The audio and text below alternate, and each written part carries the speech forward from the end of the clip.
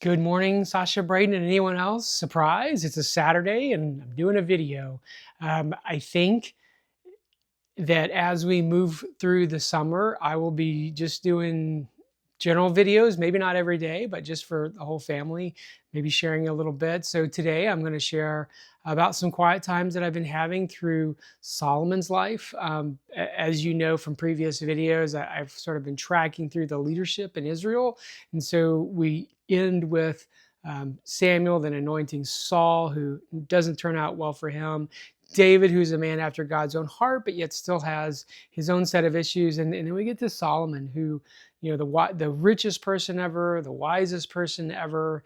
And yet, around First Kings 11, I think is where I'm at right now, he's not ending well as a king. So at this point, he's married something like 700 wives. It says they're of royal lineage, and I think that has a lot to do with sort of the way that you would do things was to solidify a treaty and to make peace.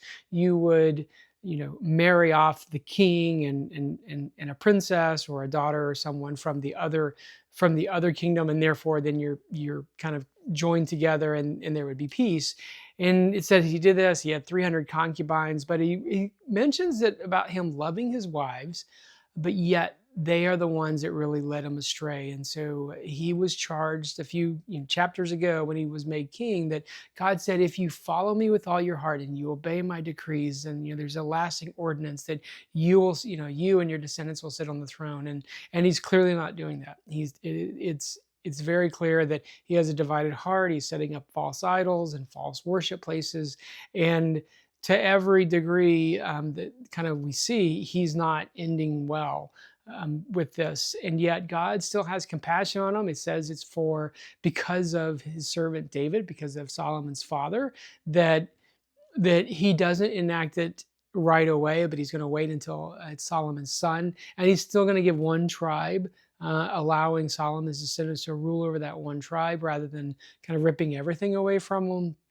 But it really does sort of show, if you kind of look at sort of the arc of the king so far in Israel, you've got Saul, who kind of starts out well, doesn't end well.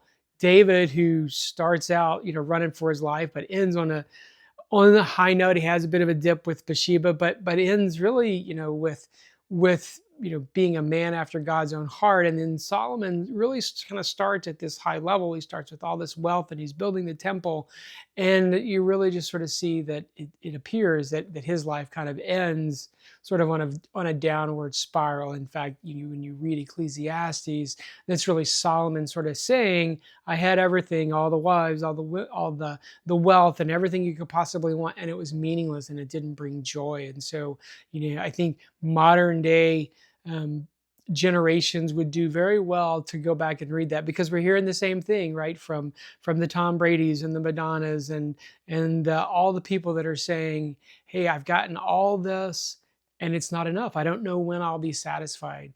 And it's very simple to explain why that is, because you're trying to satisfy a place in your heart that only Jesus can satisfy with things that are not Jesus. And so anyway, so I think Solomon, the wisdom of the ancients, I mean, if you go back and read his life, it's a great warning against, making material wealth and everything your goal, because at the end, that doesn't satisfy. What really is going to satisfy is the journey and the relationship that you have with Jesus. All right. Have a great day. Love you guys. Bye-bye.